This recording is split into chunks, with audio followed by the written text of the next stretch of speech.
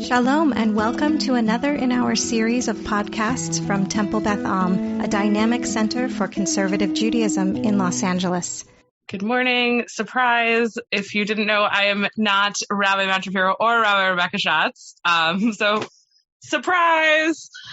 It is lovely to be here with all of you today, though.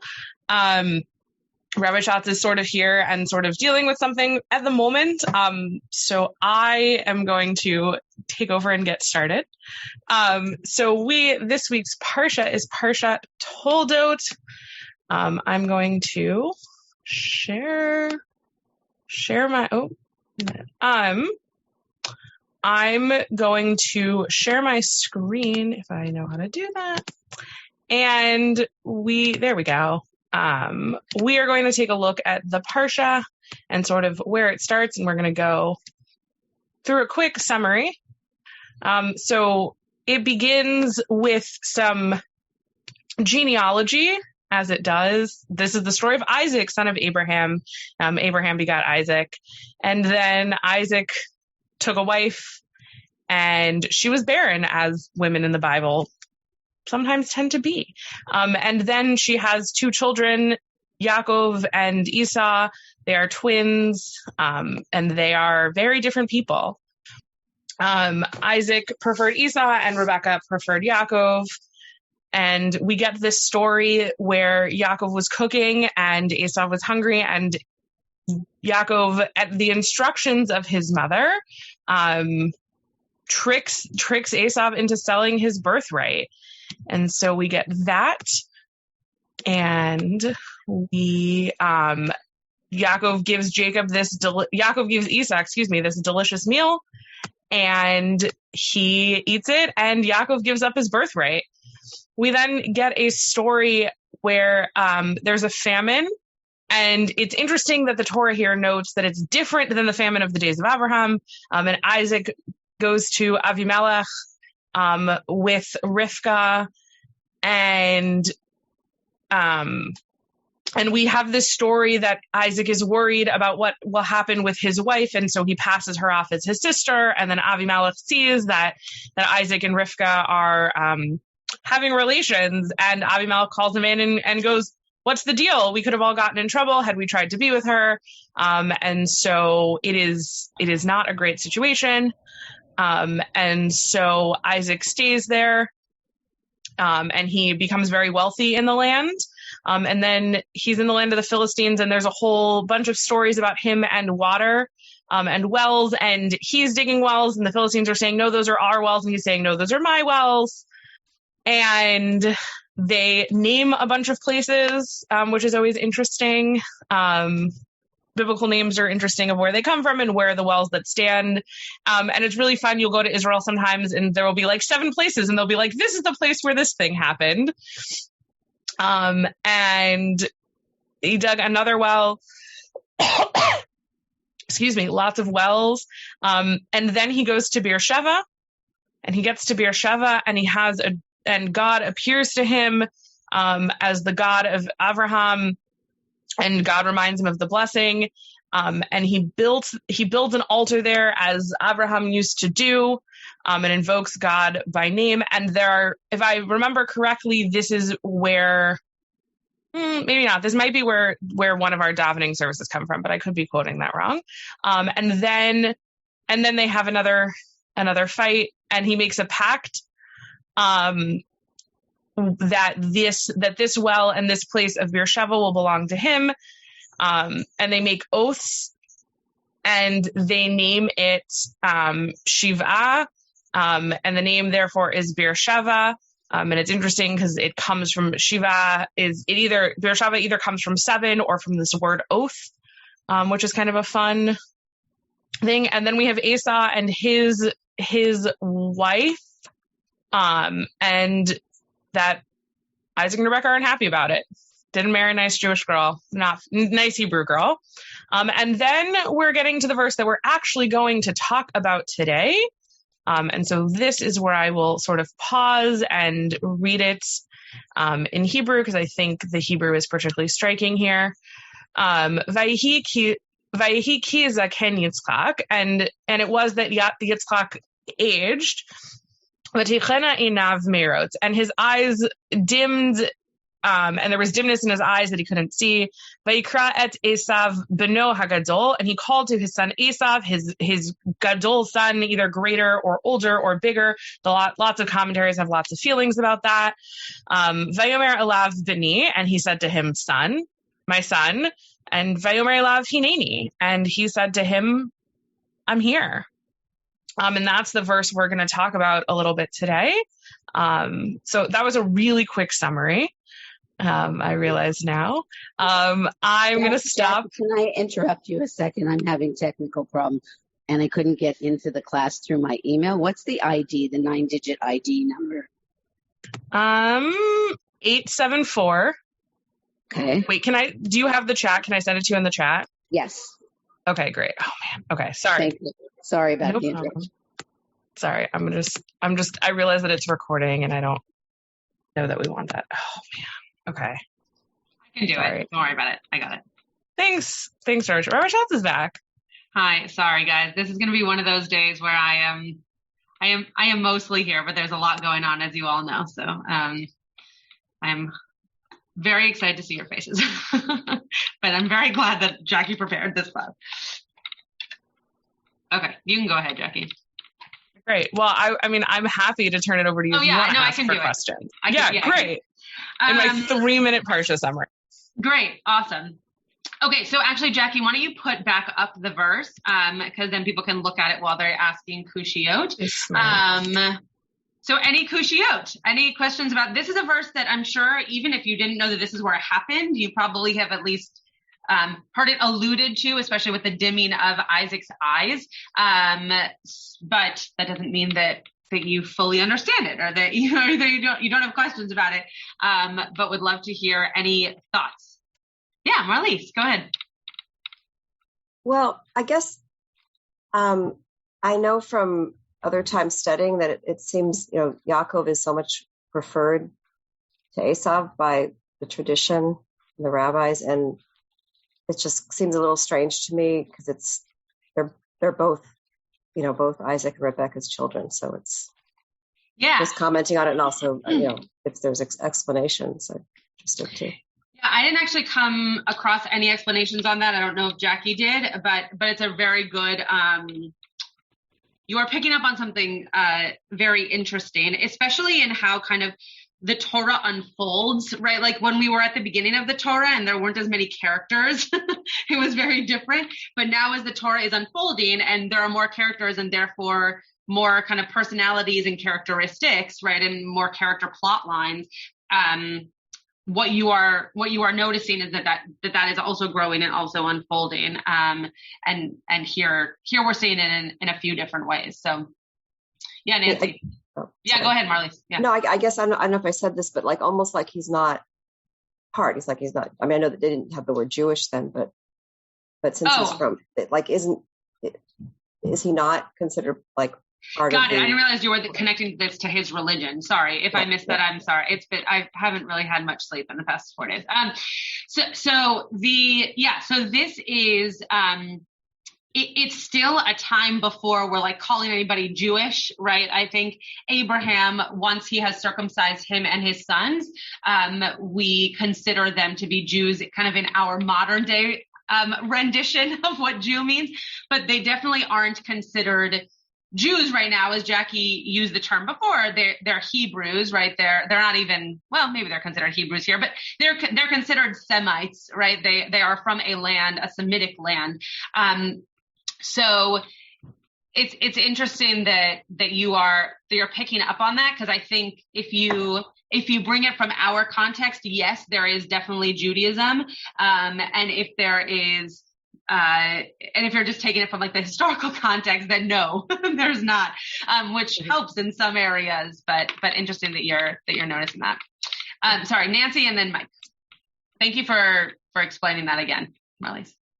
I guess it seems as though the last word, hineni, seems like it's some sort of magic word in Genesis. Yes. And so here it is again. Yeah. And Great. it's just curious. Yeah. It's very, very interesting that you say that. I was also thinking the same. I was trying to jog my memory to wonder if there was any Hineni in between the Akedah and here. I can't think of one, which would be really interesting because those of you who study with me from Midrashah, we were talking about how in some versions of the documentary hypothesis, Isaac isn't even alive until this general part of the story with him and Rebecca. And so the fact that he kind of resurfaces as a character with that same word is pretty powerful because it's the word that his father uses. So yeah, all of those connections around the word Hineni are really interesting. I just can't remember if there in fact is not another Hineni in between, but if there's not, then my point is even a better one. So I hope there isn't. But yeah, great job pointing that out. Mike. Yes. First of all, I'm very sorry about the community's loss. Thank you. Rabbi Schatz. I was just remembering something that Rabbi Jonathan Sachs talked about in a commentary about even though that Isaac's eyes were too dim to see, he somehow knew that both sons were going to get blessings, but there were different types of blessings, and anyway, that's sort of an interesting thing to ponder. Yeah, I didn't know that was him, but I had heard something similar. So I'm glad you brought that up. I was actually, sometimes you have an idea, like a commentary or something in your head, and as you're looking at other commentaries, you're like, where's that one that I was looking for? Can you just show me the one that I want to see? So it's interesting that it's Rabbi Jonathan Sachs, because I was not looking into modern commentaries in that way. But yeah, the eyes are too dim is a very interesting part of this. And again, going back to that documentary hypothesis moment that I just brought up a second ago, that is how that is how they kind of bring him back onto the scene in terms of his eyes, and Isaac's eyes seem to be very prominent in his story. And so Rabbi Jonathan Sachs's connection to that here is just proving that story is going to grow, I guess, or snowball from this very moment of the eyes growing dim, and what that means and how it might mean that or might not mean that at all. Nancy, or is your hand just still up from before? Yeah, okay. Any other thoughts or comments? I've heard, just to add, Bonnie, you Bonnie's go got first. a hand up. Just unmute. I think you didn't unmute. You're usually so good at that, Bonnie. There you go. I've had a hard day so far. Yeah. Oh, okay. I'm sorry. Everybody. Anyway, they could have just called his son Esau, but they made a point of using the word older. Mm-hmm. Yeah. Great. So the rabbis did comment on that quite a bit. And interesting, of course, because of how the birthright is then handed over, right? The older is a very prominent piece of the story. But there's, like, the rabbis keep saying, why did you say older? You didn't need to say, we know who's older, but it's possible that because of how the Torah was written down, that we knew the rest of the story and how it actually was going to come to be a very important fact of who was older. So thank you for bringing that up. Other thoughts, questions, comments? Yes, Denise. I only thought of it now with what Bonnie was saying. But maybe it's also giving us insight a little bit to how Yitzchak was thinking about it, because Yitzchak felt connected to Esav, and so maybe like he thought of him as, you're the older one, because in order to get the blessing they had to trick him, which means that his baseline was, this is the older one. Yeah, like you mean that maybe he's kind of, what's the word, not advocating, like proving to himself almost that this is, that it was necessary for Esav to be the one who's seen as older and get all those perks. Is that what you mean? Like because of their connection? Yeah, like I don't even know if proving, I think my sense is that like That it was just his ongoing awareness. That it was just like it's giving us like a little peek into how he thinks about things. Yeah. Great. Yeah, Renee. To me, it's kind of unnerving that he's calling only Esau. I mean, as a mother of more than one child, it would seem to me that if I was about to die or thought I was about to die, that I wouldn't just call one kid. I would want all three of them to be by my side. Yeah. Or three in my case. Yeah. Yeah, it is interesting. It also, I think what we're about to see is that there were specific things said and specific blessings given to different ones. So was this just him bringing Esau close first, and then he was going to bring Jacob closer after? Who knows? But it is a really interesting point that he didn't just have one kid, right? He had two kids. So bringing only one forward in this particular moment is a really intentional decision. Yeah, Rebecca.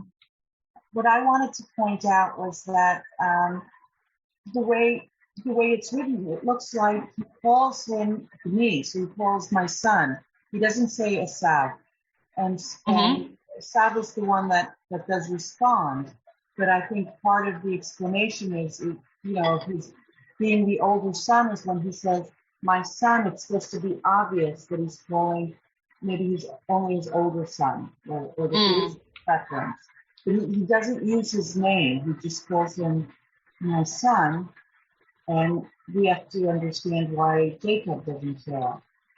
Yeah. What you just pointed out made me think of the fact that in the Akedah, this is exactly you can't, this is Jacki's screen. But from the word beni to the word hineni, that's exactly the same formula as the Akedah when Abraham says this same formula to Isaac. So, it starts off by Isaac saying, hey, Dad, right? But then the response is beni and hineni.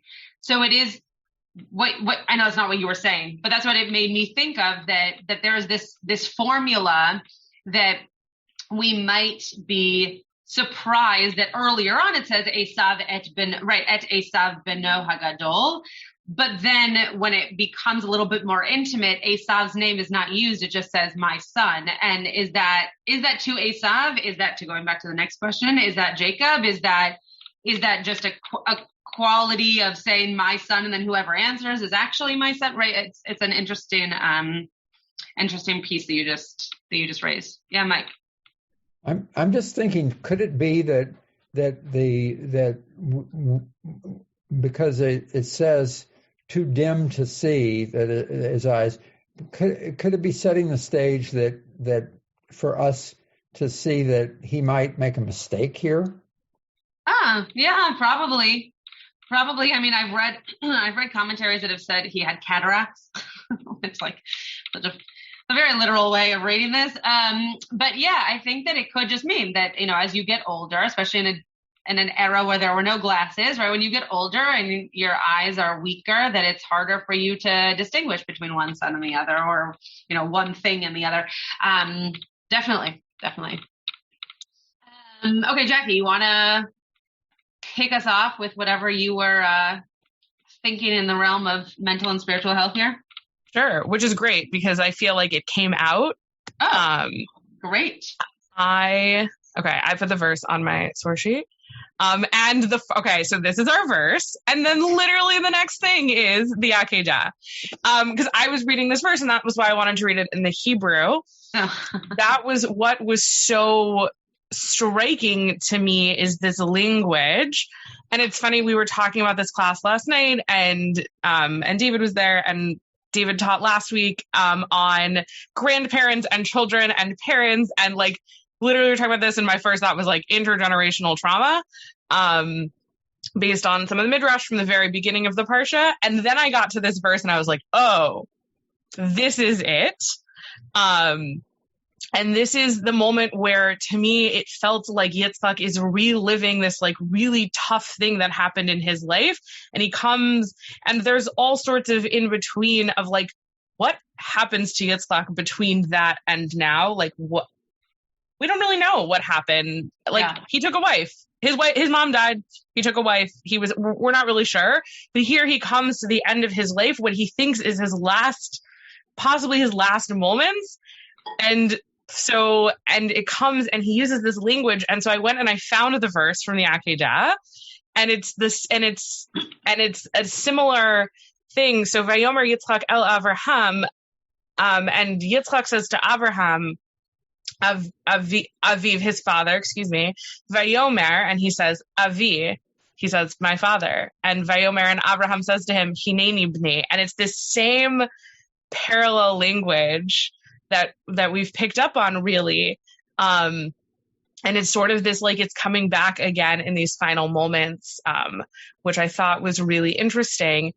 And then even more so, here we go. So Rashi, so the question came up, I think, a little bit like what was going on with his eyes, or Schatz suggested that people have said it was cataract. But Rashi brings this explanation from Bereshit Rabbah. Another explanation, when Isaac was bound upon the altar, so he's referring again to the Midrash, is again taking us back to the Akedah, to this moment, and his father was about to slay him. At that very moment, the heavens opened, the ministering angels saw it and wept, and their tears flowed and fell upon Isaac's eyes, which thus became dim. So Rashi, this Midrash that Rashi's bringing, is connecting the Akedah and this moment as almost back to back, which I think is interesting if it's the same language. And then I think it's interesting because then it's in the same moment. He's bringing the same language. Either way, he's bringing the same language of his childhood trauma to his children, which is interesting. But either ways, either through the years it stuck with him, or it might have happened right after. So I thought I also really picked up on this connection to the Akedah and thought it was really an interesting one. Yeah, I think that what this seems to be picking up, if we're gonna like claim a mental or spiritual health connection here, I think that it seems to be claiming that trauma follows you, right? That there is trauma that can happen, that even if you do not recognize that trauma in every moment of your life, that trauma continues or gets brought up in moments where you might not expect it, and it throws you off guard. And so obviously in the world of mental health, you would know that as like a trigger, for example, if something happens, or a word or an experience or a person even, right? If God forbid, someone were abused by a parent, sometimes then joining another family by marrying someone and having there be a father or mother figure who has been terrible to you in your own family is very difficult. Sometimes it's comforting, but sometimes it's difficult depending on that relationship that you had in your own family. So what it seems to be connecting here is this idea that moment of trauma for Isaac, no matter how old he was, right? You don't have to be a child to experience trauma. That no matter how old he is, in this moment that he's experiencing now, that there is that trauma comes back, right? And maybe his eyes are dimmed in a physical way, or maybe he is affected by the trauma and therefore cannot move to that next step without acknowledging that there was trauma there, that is preventing him from moving to that next step. Renee, you have your hand up, but you're also cooking. So, okay, go ahead. So I was going to say something similar, that it occurred to me that, metaphorically or whatever, that his eyes became dim, that it was Dafka, his eyes, and not any other body part that was affected by it. Because not only did he physically did it make his physical vision difficult, but he was also not able to see the impact and the effect that it had on both, on Isaac at the Akedah and on Isaac and Esau later on in the story, where as Jacki pointed out, the verse is similar. Yeah. Very nice. Very nice. Yeah, I think that like the symbolism of the eyes is also very, very powerful here, that it wasn't a hand, or, you know, is the way in which you see something, that you perceive, that you take in the world. It's the window of the soul. Isn't that what they say? The eyes are the window of the soul. That is what they say. Yes. The proverbial they. Yeah, for sure. I also think, just because I think this community has done a lot of this past week, I would also say that crying is a really powerful emotion, right? It's not always one here, Jacki, we can unshare your screen for a second. It's not always one that is comfortable, right? Everyone's very comfortable smiling or laughing or, you know, showing those kinds of emotions in public. Crying is not, right? Crying is not something that necessarily people feel comfortable doing in a public setting. And so the fact that there were tears that affected this, I also think is really interesting. Like when I taught Midrashah yesterday and I broke down sharing the news about Esther, like I was embarrassed, right? I knew I didn't have to be, but there's some societal thing about being embarrassed about crying in front of people. Last night I met with the residents to kind of go over this tragic death with them. And from the beginning, I was like, I will not cry. I will not cry. I will not. Right. And I totally could have, right? There, it would have been a total comfortable space to do that. But there is something about crying and tears in society, and I don't think that started in, like, you know, the 1920s. Like, I think that goes back to the time of the Torah, that there is something about crying that is extremely intimate because it does show an inside emotion on the outside in just a very physical way. So the fact that the tears are what affected this from one place to another is also a very compelling, I don't know if you would call it metaphor, but like symbolism of what's going on here with this trauma. I love that so much. So I'm a crier. I don't know if any of you have ever, I just all the time. It's so funny. Like, I'm a crier. People know me. Happy tears, sad tears. Like, things are really great. I'm going to cry at how happy I am. I'm sad. I'm going to cry at how sad I am.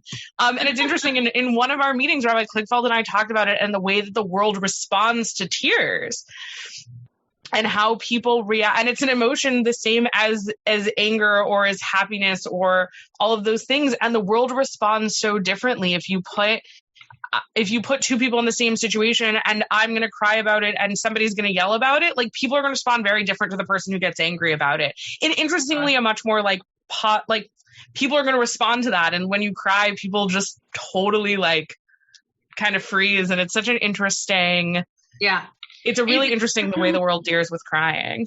When I was in rabbinical school, I'm definitely not going to say who, because it is not something that I think this person would be proud of.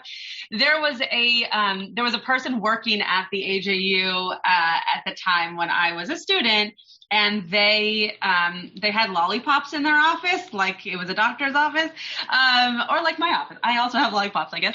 But anytime someone came into their office, if they started crying, they were handed a lollipop. And I remember there was a person in my rabbinical school class who was like, you know, I think I'm going to tell them that it's not super helpful while I'm crying to just hand me a lollipop. Like, I'm not two. I didn't just get a shot. You could have tissues. You could ask me how I'm doing. But a lollipop, I think that's not so helpful. So it is interesting that, you know, that even if you are a compassionate human, for which this person was who had lollipops, that crying still could be something that shows more of yourself than you're interested in showing. And if a person, interestingly, I'm also a big crier. I think it's just hard for me in professional, quote, in air quotes, settings. But that sharing is a very intimate thing. And so if you are open to crying, it also is interesting, as you just said, Jacki, is the person who you're crying to open to receiving that crying? And so that's also a very interesting piece. Yeah, Denise, go ahead, and then I'm going to share a commentary that has nothing to do with crying. But yeah, go ahead. No, just that when you cried yesterday in Midrashah, it just, I don't know, I felt like it opened everybody's heart and it just made everybody kind of space, like not space, but safe to be there and just to be in that experience. Thank you. It's why I allowed myself to do it. Yeah. Thank you. I appreciate you saying that. And I feel like Midrash Shah has been that kind of an experience for the whole, through so many things that, we've just all been there with each other. So you've led that. So thank you. Thank you, Denise. That's very, very sweet and very touching to hear. Thank you. Okay, I just want to share this one piece. Do you want to respond to Nancy first? I don't need to. No, we're not. I mean, yes, Nancy, this is totally, Nancy wrote, and we have worked so hard to make it okay for boys to cry. Yes, true, so true. The number one crier in my family is my father, so I never knew that was a thing. But the people in my life who cry the most are actually also male. So that is interesting. We're not going to go down that road right this second, but yes, very interesting point. Okay, I want to share this commentary. If my computer will cooperate, here we go. This is the Orach Chaim. Oh, you all just went away. Oh, there you are. Nice to see you back. Okay. On top of everything else this week, my computer has just decided that this is the week that we don't need to work. So you're sharing your whole screen, Rabbi Schatz. So we're seeing, I think, ourselves. Oh no. Really? Maybe that was just me. Nope. It was. Apparently, I can't do technology. I mean, Sorry. There's nothing on my screen that's super exciting right now, so you're welcome to look at my whole screen. But nope, it was me. Sorry. Right. If anybody sees any emails you want to respond to, go right ahead. All right, so here's the Orach Chaim. I brought the same commentary as usual. Great. Rabbi Shapir and I do that all the time. Okay, so the Orach Chaim wrote, the reason that the Torah prefaces the paragraph by reporting that Isaac's eyesight failed him was to explain that Jacob took the blessings at a time when he was not afraid that his father would recognize him. The reason the paragraph is introduced with the word Vayehi, which always introduces a painful episode, interesting, I had never focused on that before, is to remind us that the subterfuge Jacob had to employ had many fateful consequences for the history of the Jewish people. So, well, actually, Jacki, I'll ask you, since you're the intern, why did you bring this commentary? And then So it's funny, I brought it for the second half. I thought it was interesting. I thought this Vayehi was interesting. And I remember we learned, I wish I could remember all the examples, but we had talked about it last semester with Rabbi Eliana Yolkut, who's a wonderful teacher, about how Torah hints at things and about how it uses particular language in particular ways to tell us. So one of the big ones is also Achar Hadrim Ha'ela tells us that time has skipped. And it's interesting, this Vayehi, and it uses it also in other places that the Torah is in some ways, it's funny you talked about, it's not funny, but need a better word for that. When you talked about triggers, it's almost like Torah is giving us a trigger warning. Yeah. And so it's this is going to be tough stuff. And it's preparing us for that. And it's giving us clues along the way of what's about to happen. And I thought that was interesting that our text does that. Yeah. I think that I was most compelled by this commentary because it brought Jacob in all of a sudden, right? I forget who was the person who brought up Jacob. But all of a sudden now we're talking about Jacob and we weren't even talking about Jacob before. We were just talking about Isaac and Esau. So it seems to be because of the second half of the commentary which Jacki just spoke to, it seems to be that this second half is basically claiming, well, we needed to make sure that it happened this way so that the rest of what happened that we know is coming happened in a correct order. But to me, and we could talk about this at another time, I've very often around the birthright piece of our narrative talked about how there's a birthright, but there's also a blessing, and how the two are not the same. And so what does it mean that Jacob took a blessing at a time that was not going to mean that his father knew that he was giving him the blessing, but not the birthright, right? They very much so distinguish in this commentary that he took a blessing when he couldn't recognize him, not a birthright when he couldn't recognize him. So that was interesting to me. Not having as much to do about the trauma piece, though Jacki just wove that in for us very, very nicely, but just more so the fact that the way in which our Torah brings in certain pieces is to say, well, this next thing that's coming, we needed this to happen this way, or else it wouldn't have continued on the way that we understand it. Elon, Denise, then Renee. What troubles me about this particular commentary is, and I don't know, this may just be a bad translation, is what it says. It's to remind us that the subterfuge that Jacob had to employ, kind of letting Jacob off the hook, right? Right? No, he had to employ it. He's actually not a bad guy in doing this. He was, for some external reason, he had to employ it. Now, once again, I'm not sure whether that's just a bad commentary, but that one can accept Jacob as being overall a good person, but that actually this particular action was kind of, kind of slimy, right? So I'm uncomfortable with that. Yeah, I agree. And I think that there are many, the reason I was laughing when you brought it up is because I think that the rabbis try to do that all the time with our matriarchs and patriarchs. Like, oh, wait a second, this looks bad for a guy that we're supposed to really like. So let's make sure that everybody knows that he's actually a good guy. But you're right. Like there was no reason. Now, I actually think that it's Rebecca's fault. I think it's less Jacob's fault than it is Rebecca's fault, but that's for another story. But yeah, it definitely wasn't that Jacob had to employ, right? He didn't have to do this. Because we know the rest of the story, it seems to us that he had to, but had he not, it just would have been a different story. So I agree with you that I think the rabbis are trying to just like smooth over a part of this character that makes him seem better than his actions actually were. I think it's an interesting point. I agree. Like the rabbis do this all the time. And I feel terrible. I don't remember who said it, but somebody earlier said something about Esav.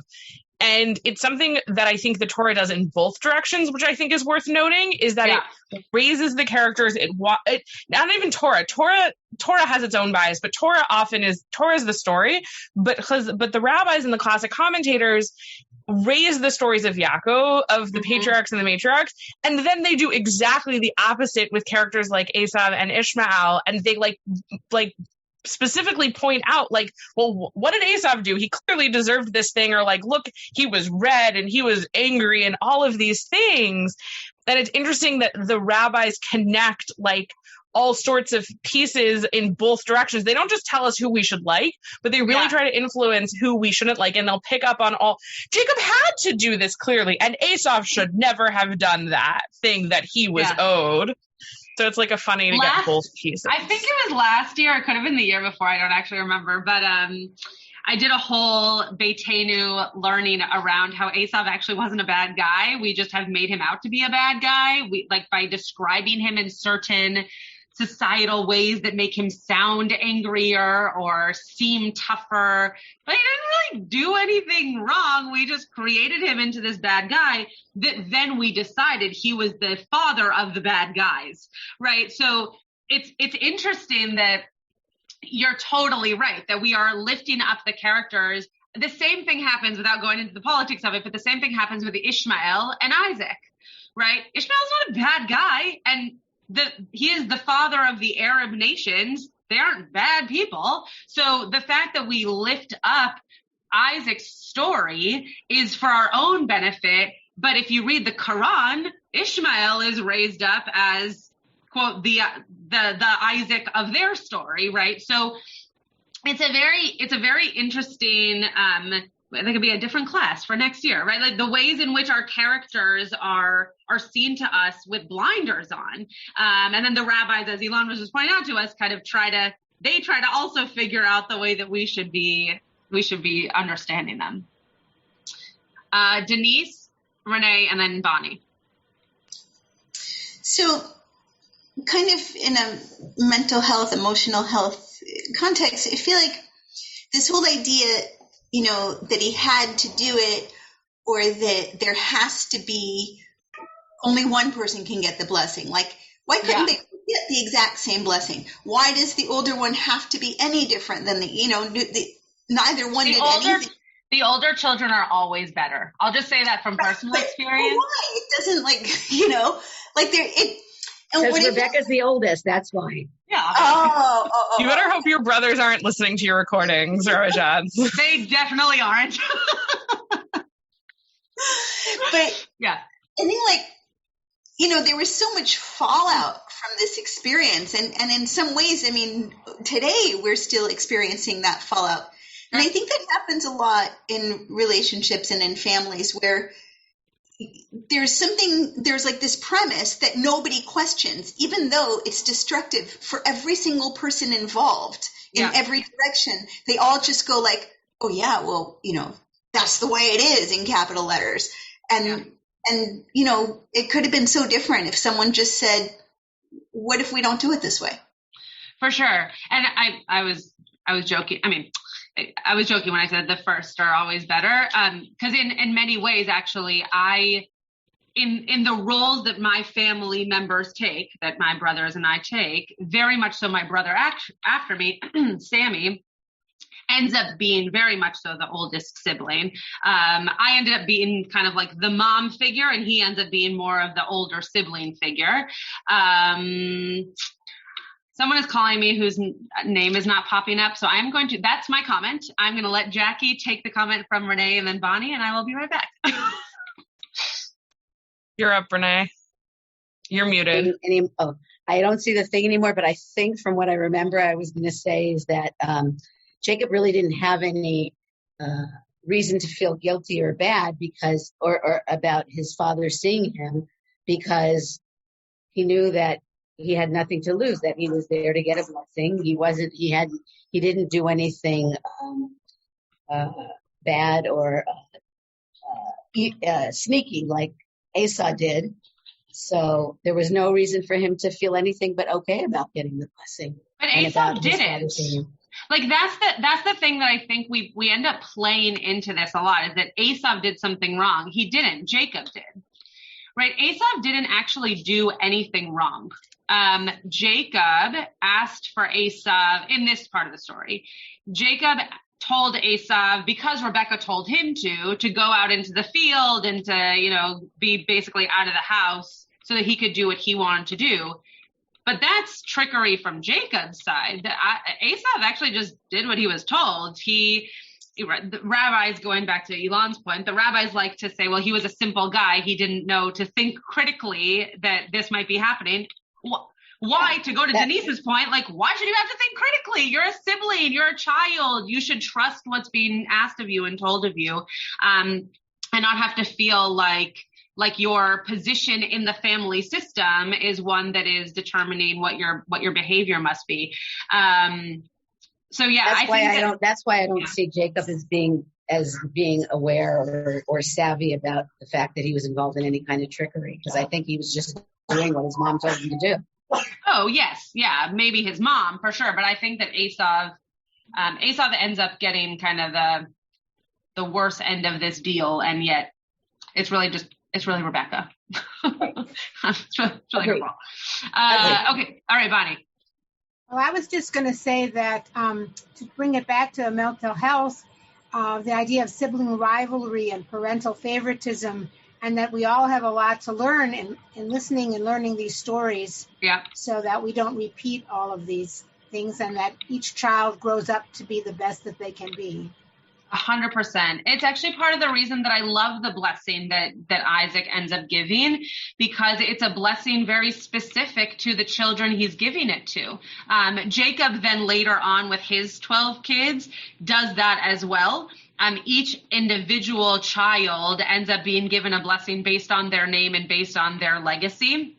And that, for us in society, we hope that doesn't just happen at the end of life, but in the way that we name our kids, and the way that we bring them up in the world, in the way that we don't just say, oh, I have 3 children, they're all going to go to this school, but rather seeing what kind of educational needs they need. And so one might go to this school and one might go to another school, where like really individually, as you're saying, Bonnie, I'm just uplifting your statement, that individually making sure that the kids are being brought up in such a way that they don't feel like, well, because I'm the 3rd kid, I'm going to just do what my other 2 siblings did, but rather your Jacob. It's my brother. He's the third child. You're Jacob, and therefore you're going to do this, this, and this because that's what you need. Those are your interests. That's what we should provide for you. Yeah, it's a beautiful way of reading through Genesis. Marlise or Gary? Well,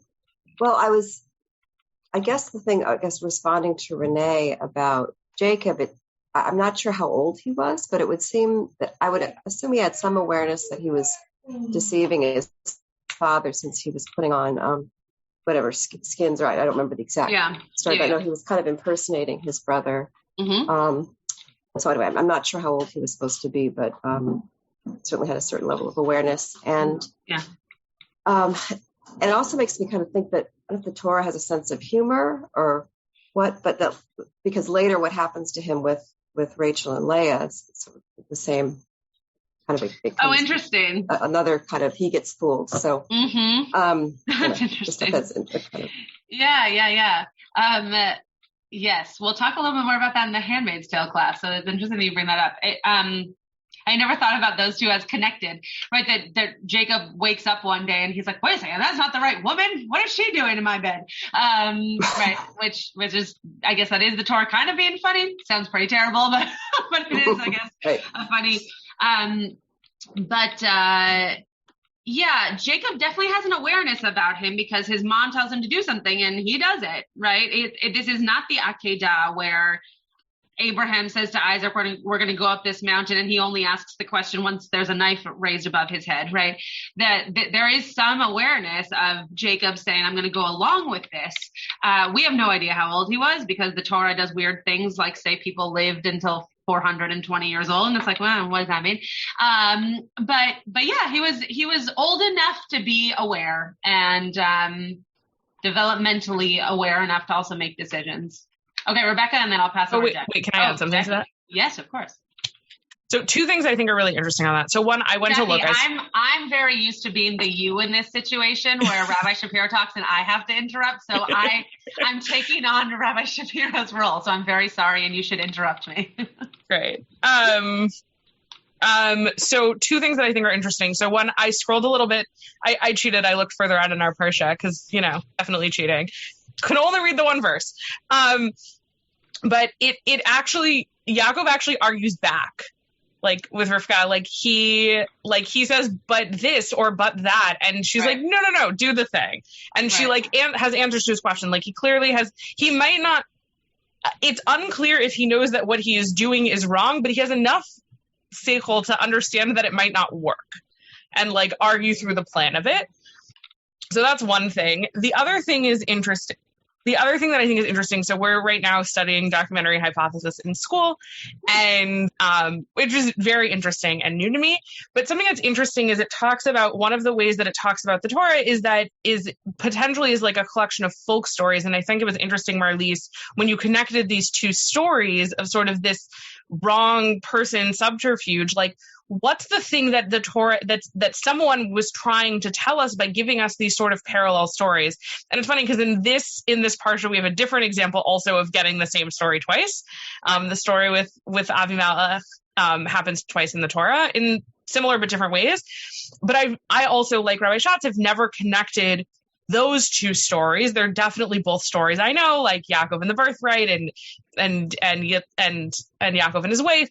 But it's interesting of like, okay, but then what's the bigger lesson here? Like, what's the lesson of, and it's interesting, what's the lesson of like parental subterfuge? Like, this is two parents that have done this now. If we're saying that this was Rivka and then Lavan is the one who does all this with Rachel and with Leah, like, what's the story there? And what does that bring to the table when it's like trusted adults in your life that are doing? And it also looks different because Rivka's his mother is a trusted adult and maybe Lavan is like not a trusted adult. And so what is that? Are these two stories in juxtaposition to tell us something else? I don't know. Now I'm going to be thinking on that for a while. Really interesting. That's a different angle for sure. The parent angle of it. Versus what happens to the kids. It's very interesting. Okay, Rebecca. I just wanted to, it's sort of related in a way, in terms of the mental health. The thing that screams to me really here is how dysfunctional this family is, that it's broken up into two units, but it's not, say, the adults that maybe are running the home in a certain way and the kids are another, but it's actually split between the two adults and the two children. And I can't even imagine another, an even more, a more subtle example of that in a healthy family. It's really completely wrong. Yeah. And it's also very interesting that the characters involved in this story are the only characters as of right now for whom they've been, the word love has been associated with them. So Abraham to Isaac and Isaac to Rebecca. And yet, even with love, these kinds of things are happening, right? So what does that mean, right?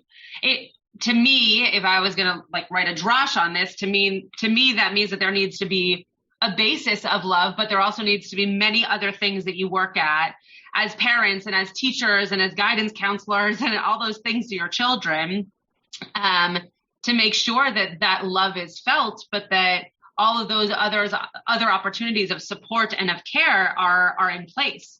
Yeah. I've always been drawn to the Isaac Rebecca story because, as a kid, it's fun when you see your name in the Torah. So I feel like I focused on it a lot when I was a kid. And I've always been very drawn to the Jacob Esav piece because, as Elon pointed out, I think Esav gets a pretty bad rap for basically doing nothing. But it is interesting to think about how this all stems from parental, I don't know about dysfunction, but just lack of optimal parenting, maybe I'll say, right? Like they didn't know what it meant to be the most supportive parents they could be. Okay, Mike, and then I'm going to let Jacki have the last word because she deserves it. Well, as a pediatrician, I'm a pediatrician, and love can be different for different. Totally. And so, but yet the narrative of the story has to be according the way it goes. So I think in that sense, Rebecca, even though she was portrayed by Eliezer as being a very kind person, and that's why she was chosen. But she had to act this way because it was Jacob, the person who has sort of had the face of God, has to be the one that gets the blessing. But that doesn't mean that, in a sense, that there isn't also a different kind of blessing for Esau. And, totally. I go back to what Rabbi Klickfeld said yesterday in his Rav Kook and how he described the Jewish sort of neshama as having a sort of almost like a core, like he described it almost like in racial terms. And when that core is there, that's a story that is in the Bible. So we have to respect that, and that has to be that way. But yet that doesn't, we have to remember that it shouldn't preclude these other things. And so maybe the fact that the eyes were dim is somehow in reference to, it's not so clear all the time, but it's hard to describe this. And yes, as people have said, it's dysfunctional family going down the line here, but there's a lot to take in and cut. Sure, and there's a lot of ways that the story could have gone, right? I think that that's the most interesting piece, is that when you look at especially Genesis, because that's where most of the connection is to things like the Quran or other Semitic cultural ancient stories, right? There's always a flood story, and not even beyond Semitic for the flood story, but these general like child sacrifice stories and all those kinds of things show up quite a bit in our Semitic, the cultures that were surrounding our Semitic culture. But it could have been different, right? It could have been that Esav and Jacob got the opposite blessing that we know that they got, because that's how it was supposed to be. And then the story would have been completely separate, and maybe it would have been more like the Muslim Quran story than the one that we have. But you're right. I think that we read it in such a way that it's like, well, this had to happen because don't you know the rest of the story? So, but that's the part that I challenge, because I'm not the person who ever read the last page of the book to know how it was going to end. I wanted to just follow it along as it went. And so if I can divorce myself from what I know is coming, well, then why is this happening right now, right? Why did this have to happen? It's just a fun mind game when you have to read the Torah every single year. You get to play games with yourself of the different stories. Okay, Jacki, you get to have the last commentary or last word or whatever you want to do to tie this all up. I'm still sitting with, I'm going to take it back to where I started, because I can do that. But of this came back to Yitzchak, that this came back to him, that this really hard moment came back to him in this great moment. And I think for me, like, the phrase that I've been sitting with for a while in the world we live in and in life is, it doesn't have to be this way. And what do we do to break cycles? And for me, to Elon's point about, and Rabbi Schatz's point about the rabbis have an agenda, Chazal has an agenda. They want to see the best in the patriarchs and the matriarchs, and they have taken these characters that they decide they don't like. And I think for us, it's a challenge of, it doesn't have to be this way. How do we unlearn the stories of our childhood? Something in rabbinical school that's fun, and anything that's in someone who learned text, is you realize how much of what you learned as capital T Torah is not in the capital T Torah. And how much is midrash and how much is explanation and is the influence of who you learned from. And we have an opportunity to go back and to look in this class, even every week, at like, okay, but what does the text actually say? And we have the ability to break these patterns. And maybe like Esav wasn't such a bad guy, and maybe Ishmael wasn't such a bad guy. And how do we in some ways unburden ourselves with these expectations of I was going to say medieval rabbis from the Middle Ages. That's the word I'm looking for. And how do we middle-aged rabbis? Yeah, not what I meant. There are great middle-aged rabbis out there.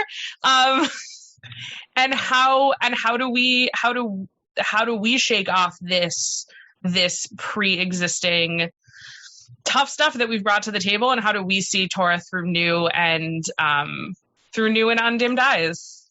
Beautiful. Thanks for really holding this for us, Jacki.